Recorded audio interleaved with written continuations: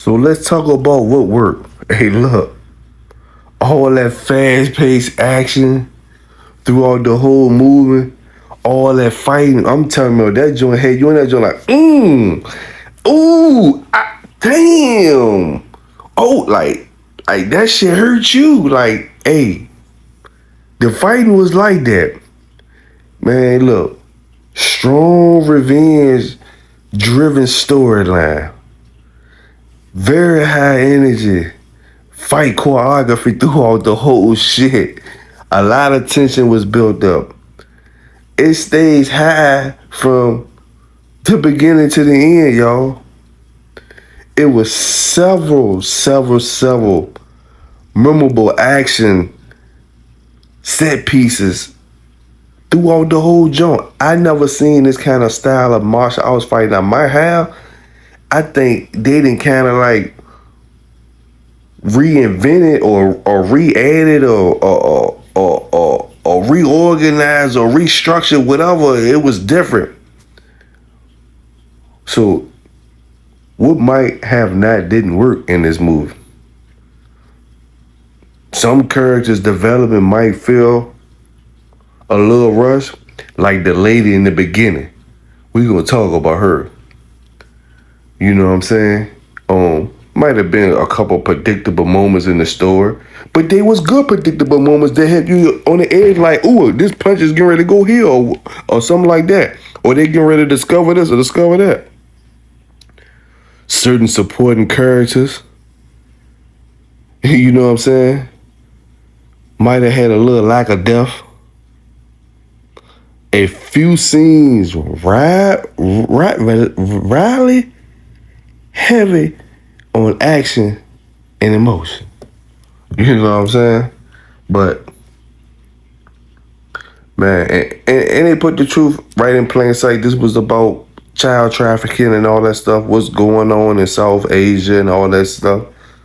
But what are some of the best scenes? Hey, look, the opening confrontation.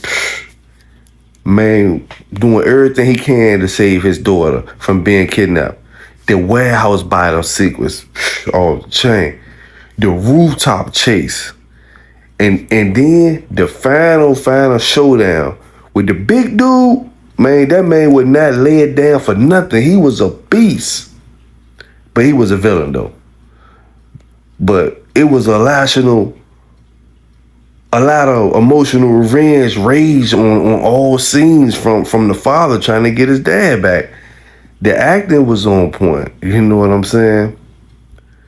The lead cast, they definitely deliver more believable performance with enough intensity to keep the audience heavily invested in the movie.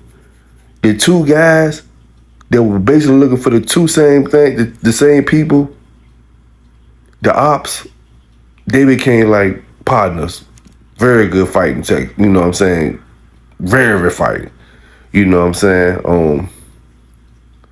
You had some emotional moments, you know what I'm saying, that wasn't always perfect. But the actors, they did a solid job carrying this whole story in action. Man, this junk, man. This definitely in my top 5 when it comes to like a martial arts fighting movie, martial arts fighting movie. You know what I'm saying? The visuals was good. You know what I'm saying? It was very stylish and cinematic. I'm gonna keep on saying it. It was action after action. This shit was packed with action and a lot of fighting. You know what I'm saying? A lot of action scenes.